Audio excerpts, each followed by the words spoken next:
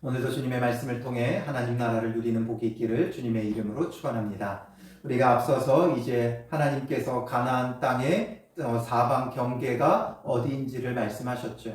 이스라엘 백성에게 줄 그 가나안 땅의 사방 경계. 그래서 그 경계 안에서 그 땅을 온전히 점령하고 정복하고 다스리는 사명이 그들에게 있다라는 것을 우리가 같이 나눴습니다. 그러므로 우리에게 주신 하나님이 주신 가정, 삶, 또 일터, 학교, 그 경계를 우리가 잘 지켜야 돼요. 우리가 경계를 넘어서면 안 돼요. 내 분수를 넘어서서도 안 되고 삶의 경계를 넘어서서도 안 돼요. 주어진 삶의 자리를 나의 사명의 자리로 하나님이 주신 경계로 받아들이고 그 안에서 신실하고 거룩하게 세워져 가는 것, 그게 중요하다라는 것을 나눴죠. 그리고 이제 이어서 그 땅을 나눌 때 그 나누는 책임자들, 분배할 대표자들에 대해서 오늘 본문에 하나님께서 언급하고 계십니다. 그래서 16절에 보면 여호와께서 또 모세에게 말씀하여 이르시되, 하나님께서 모세를 통해 늘 이스라엘 백성에게 말씀하시죠. 17절에 너희에게 땅을 기업으로 나눌 자의 이름은 이러하니, 기업을 나눌 자, 나누는 책임자는 제사장 엘르아살과 눈의 아들 여호수아니라 말씀하시죠. 제사장 엘르아살 그리고 눈의 아들 여호수아, 이 두 사람이 책임지고 땅 분배의 역할을 해야 되는 거예요. 그 사명을 감당해야 되는 거예요. 왜냐하면 엘르아살은 제사장이기 때문에 제사장으로서 영적인 그 지도력을 가지고, 또 여호수아는 이제 그들의 육적 지도자죠. 왕 같은 지도자예요. 그러므로 육적인 지도자의 지위를 따라, 그래서 우리는 영적으로도 육적으로도 다 그 지도자가 필요한 거예요. 영적인 지도도 필요하고 육적인 지도도 필요해요. 그래서 왕, 제사장, 또 선지자, 이게 바로 다 그리스도를 예표하는 직임이고 직분이죠. 그러므로 우리는 항상 영적으로만 인도받으면 다 되는 게 아니에요. 영적으로도 육적으로도 지도를 받아야 돼요. 그래서 영적으로 지도를 받는 부분이 있다면 육적으로도 나라의 통치자들의 그 지휘권과 지도를 받아야 되는 거예요. 또 직장인은 그 직장 상사의, 또 대표의, 사장의 지도를 받아야 되는 거죠. 학생은 또 선생님의 지도를 받아야 되는 거예요. 그 리더십을 인정해야 돼요. 우리는 믿는 사람이라고 해서 영적인 리더십만 있는 게 아니라 영적인 리더십, 세상의 육적인 이 리더십, 모든 걸 다 따라야 되고, 그 모든 것에 참된 우리의 지도자, 인도자, 우리의 왕, 우리의 선지자, 우리의 제사장은 바로 그리스도시죠. 그리스도께로 인도함을 받으면 영적인 것만 인도받지 않고 육적인 우리의 삶도 인도받는 거예요. 영과 육을 완전히 따로 떼어서 분리시켜서 생각해도 안 되고, 이걸 또 너무 동일시해서도 안 되죠. 그래서 영적인 건 영적인 것대로, 육적인 건 육적인 것대로. 그런데 그리스도는 그 모든 것을, 우리의 영육의 모든 것을 인도할 수 있는 참된 지도자신 거예요.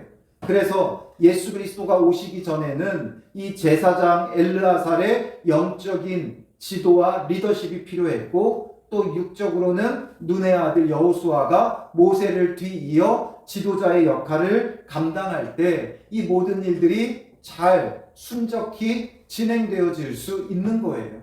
그래서 우리는 이 두 가지를 다 기억해야 되는 거죠. 그리고선 이제 18절에 너희는 또 기업의 땅을 나누기 위하여 각 지파에 한 지휘관씩 택하라. 한 명의 지휘관씩 택하라. 그러니까 분배할 대표자들을 각 지파마다 한 명씩, 그냥 두 사람이서만, 제사장과 또 지도자 두 사람이서만 이 일들을 하다 보면 뭔가 여러 가지 상황들을 다 고려하기가 쉽지가 않아요. 각 지파의 어떤 상황과 또 각 지파의 인구수와 또 각 지파의 어떤 특별한 사정이 있는지, 이런 것들을 전부 다 알 수가 없죠. 그러니 각 지파의 대표자들이 한 명씩 와서 같이 이 일들을 감당해야 아주 잘 효율적으로 이 모든 게 분배가 될 수 있는 거죠. 그래서 각 지파의 대표자들, 몇 지파의 대표자가 기록되어 있어요? 열 지파죠. 왜 열 지파예요? 두 지파 반은 이미 요단 동편의 땅을 받았어요. 르우벤과 갓과 므낫세 반, 므낫세 지파의 반은 이미 받았죠. 그러니까 이제 남은 9지파 반, 그러니까 므낫세 지파도 이제 양쪽에 반이 얻었기 때문에 이쪽에서 이 서쪽에서도 므낫세 지파 반이 땅을 얻어야 돼요. 그러니까 이들의 지도자까지 포함해서 그래서 10명의 지도자가 쭉 나열이 되죠. 어느 지파는 누구, 어느 지파는 누구, 어느 지파는 누구. 근데 사실상 이 이름들이 우리에게는 익숙지 않아요. 근데 익숙한 이름이 하나 있다면 그 이름은 누구예요? 갈렙이죠. 유다 지파의 대표자는 여분네의 아들 갈렙이었어요. 그리고 이 갈렙은 여기에 명시되어진 이름 중 유일한 출애굽 1세대예요. 출애굽 1세대 가운데서 갈렙만 각 지파의 대표자로 세워졌어요. 물론 전체의 지도자인 여호수아도 출애굽 1세대지만 각 지파를 대표하는 자들 중에서는 유일하게 이제 갈렙이 들어가죠. 그러니 갈렙과 여호수아는 하나님 안에서 참된 믿음의 사람들이었고 가나안 땅을 사모하는 자들이었죠.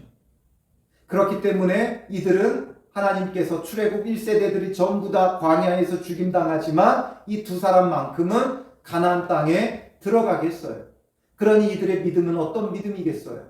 가장 모범된 믿음이었고 이제 출애굽 1세대들이 다 떠났기 때문에 갈렙과 여호수아는 이제 그 공동체의 가장 어른이죠. 좋게 말하면 어른이고 나쁘게 말하면 기력이 쇠한 노인네예요. 그런데도 불구하고 여호수아는 전체의 지도자의 역할을 감당함에 있어 조금도 부족하지 않았어요. 그리고 갈렙도 역시 조금도 부족하지 않았어요. 이들은 단순히 가나안 땅에 선 긋고 땅 따먹기 하려고 세워진 대표자들이 아니에요. 그냥 단순히 우리 상황이 이러니까 우리 땅 많이 주세요. 아니 우리는 반지파밖에 안 되니까 땅 적게 주세요. 이거 하려고 이들이 세워진 게 아니죠. 그런 부분도 감당해야 되지만 더 중요한 건 뭐예요? 이들에게 할당되어진 그 땅을 어떻게 해야 돼요? 정복해야 되는 거예요. 점령해야 되는 거예요. 그 가운데 가장 용맹했던 자가 누구예요? 바로 갈렙이었어요. 여호수아서 14장에 보면 다들 주저할 때 갈렙은 나서서 어려운 지역을 택하고 그 땅을 이 산지를 내게 달라고 요청했던 자죠. 그래서 여호수아 14장 12절에 보면 그날에 여호와께서 말씀하신 이 산지를 지금 내게 주소서. 당신도 그날에 들으셨거니와 그곳에는 아낙 사람이 있고 그 성읍들은 크고 견고할지라도 아낙 자손 거인 족속이죠. 그리고 그 성읍들은 크고 견고해요. 그러니까 다들 가기 싫어하는 그곳을 달라 갈렙은 요청하고 있죠. 여호와께서 나와 함께 하시면 내가 여호와께서 말씀하신 대로 그들을 쫓아내리이다 하니 이 사명인 거예요. 이들의 대표자들의 사명은 주어진 그 기업을 정복하고 점령해야 되는 거예요. 그 땅의 원주민들을 쫓아내야 돼요. 우상을 완전히 허물어야 돼요. 그리고 그곳이 이제는 참된 하나님 나라, 영원한 기업이 되게 하는 사명자들인 거죠. 그러니 여호수아 14장 13절에 여호수아가 여분네의 아들 갈렙을 위하여 축복하고 헤브론을 그에게 주어 기업을 삼게 하며 헤브론이 그니스 사람 여분네의 아들 갈렙의 기업이 되어 오늘까지 이르렀으니 이는 그가 이스라엘의 하나님 여호와를 온전히 쫓았음이라 말하죠. 남들 가기 싫어하는 곳, 가장 어려운 땅, 그 산지를 내게 달라고 하고 그 땅을 점령하는 자가 바로 누구예요? 대표고 사명자예요. 서로 안 하려고 하는 일, 앞장서서 그 일을 감당하는 것, 할 수 있는 일만 하는 게 아니라 할 수 없는 일이랄지라도 누군가 해야 한다면 하나님을 향한 믿음 가지고 주님 붙잡고 나아가고 감당하는 자, 그게 바로 갈렙과 같은 참된 사명자고 하나님께서 세우신 지도자들이 되는 거예요. 오늘 우리도 주님 안에서 우리가 한 교회를 이루고 있을 때 교회에서 감당해야 될 수많은 사역들이 있죠. 그 사역들 가운데 대부분의 사람들은 그렇게 해요. 어떻게 해요? 이거 정말 중요한데 왜 안 하나? 이거 좀 누가 해줬으면 하죠. 이거 누가 좀 해줬으면. 내가 하기에는 조금 버겁고 힘드니까 누군가가 이걸 좀 해줬으면 좋겠다. 이런 생각을 하죠. 그러나 내가 하기에 벅차고 버겁더라 할지라도 그것을 나의 사명으로 알고 누가 해줬으면 좋겠다라는 걸 느끼는 것 자체가 그게 바로 사명자라고 했죠. 그렇지 않으면 아예 느끼지도 못해요. 사명이 없으면 그냥 그러면 그런 대로 저러면 저런 대로 그냥 놔두는 거예요. 그거를 못한다고 왜 안 하냐고 누구를 비난하면 안 돼요. 그게 눈에 보이는 사람이 사명자예요. 갈렙의 눈에 이 산지 누군가가 점령해야 되고 정복해야 된다. 아낙 자손이 있고 견고하고 큰 성읍이 있다. 여기는 누군가가 정복해야 한다라는 게 그의 눈에 보인 거예요. 남들은 쉽고 편한 것 찾느라 그 땅이 아예 눈에 띄지도 않아요. 보이지도 않아요. 어떻게 하면 좋은 땅을 얻을까? 어떻게 하면 목초지가 많은 땅을 얻을까? 이런 것을 보고 있는 사람들 눈에는 이 헤브론의 산지가 보이지 않는다고요. 그걸 가지고 보이지 않는 사람들한테 너 저거 왜 안 보여? 저거 안 보여? 할 필요가 있어요? 없어요? 없어요. 그건 그 사람의 사명이 아닌 거예요. 사람마다 자기 눈에 보이는 게 있어요. 안 한다고, 나만 한다고 불평하고 원망하지 마세요. 그게 나의 사명이고 그 사명을 감당하는 자가 어떤 자라고요? 이스라엘의 하나님 여호와를 온전히 쫓았음이라. 갈렙은 가장 큰 어른이죠. 그 시대의 최고의 어른이에요. 그러니까 기력도 없고 힘들고, 그러니까 야 얘들아 가서 저기 좀 점령해라. 여기는 누구 자손이 갔으면 좋겠다. 저기는 누구 자손이 갔으면 좋겠다. 이러고 있지 않았어요. 자기 눈에 띈 그 헤브론 산지, 아낙 자손이 있고 견고한 성읍이 있고 누군가는 점령해야 되는데 너무 힘든 곳. 그러나 하나님이 함께 하시면 여호와께서 말씀하신 대로 그들을 쫓아내리다 하면서 나아가는 거죠. 여호와께서 함께 하시면 할 수 있는 거예요. 할 수 없어요. 못해요. 이건 나 하나님 없어요. 이거랑 똑같은 거예요. 나 하나님 안 믿어요. 이거랑 똑같아요. 못해요. 어려워요. 힘들어요. 이거는 나 하나님 안 믿어요. 이거랑 똑같아요. 우리의 힘으로 하는 게 아니라 하나님을 의지하고 하나님의 힘으로 하나님의 능력으로 감당해야 되는 거예요. 그러니 우리의 입술에는 어려워요. 힘들어요. 안 돼요. 이런 부정적인 말은 있으면 돼요? 안 돼요? 안 되죠. 그게 있다는 건 믿음이 없다는 거예요. 전능하신 하나님을 향한 믿음이 없다는 거예요. 전능하신 하나님께서 우리에게 능력 주시고 감당하게 하시는 거예요. 그러니 그런 자를 하나님께서 지도자로 세우시는 거죠. 그래서 가장 먼저 언급된 게 유다 지파에서는 엽네의 아들 갈렙이요 이렇게 시작을 하는 거예요. 그리고 이제 쭉쭉쭉 그 지도자들의 이름이 명시되어 있죠. 그러므로 이 이름이 명시된 자들은 이제 나아가서 분배받은 땅 점령하는 사명자들이 되어가야 하는 거죠. 오늘 우리도 주님 안에서 내게 주신 사명으로 주신 삶의 자리를 정복해 가야 돼요. 점령해 가야 돼요. 그 점령, 정복은 세상의 정복이 아닌 믿음으로 정복하는 거예요. 주의 말씀으로 다스리고 주님 말씀 의지하며 감당하는 그런 믿음의 사람이 되어줘야 하는 것이죠. 그리고 이제 35장으로 넘어가면서 레위인들이 받게 될 기업에 대해서 먼저 말씀하세요. 이제 12지파, 레위 지파는 빼죠. 12지파에서 빼고 다시 12지파가 된 이유는 뭐예요? 요셉 지파가 이제 에브라임과 므낫세로 나뉘어 두 지파가 되어졌어요. 그래서 12지파가 다시 되어지죠. 12지파에게 기업을 분배하는 대신에 레위 지파는 이제 어떻게 해야 되는가? 35장 2절에 보면 그들이 받은 기업에서 레위인에게 거주할 성읍들을 주게 하고 너희는 또 그 성읍들을 두르고 있는 초장을 레위인에게 주어서 성읍은 그들의 거처가 되게 하고 초장은 그들의 재산인 가축과 짐승들을 둘 곳이 되게 할 것이라. 레위인이 거주할 성읍들을 각자 알아서 내놓으라는 거예요. 주라는 거예요. 너희가 받은 땅에서 주라는 거예요. 그리고 성읍만 주는 게 아니라 성읍을 두르고 있는 초장, 목초지까지도 함께 주라는 거죠. 왜 그래요? 레위인들에게도 주어진 소유가 있으니까 그들의 가축과 짐승을 먹일 초장이 필요하죠. 그러니까 성읍과 그 성읍을 두른 초장을 주어라. 어떻게 주느냐? 성벽에서부터 밖으로 사방 1000규빗, 성을 중앙에 두고는 성밖 동쪽으로 2000규빗, 남쪽으로 2000규빗, 서쪽으로 2000규빗, 북쪽으로 2000규빗을 측량해서 주라는 거예요. 그리고 6절에 보면 이렇게 몇 성읍을 주느냐? 도피성으로 6성읍, 그리고 그 외에 42성읍, 그래서 도합 48성읍이 되어지는 거죠. 48성읍을 그들의 이제 기업으로 나눠주라는 거예요.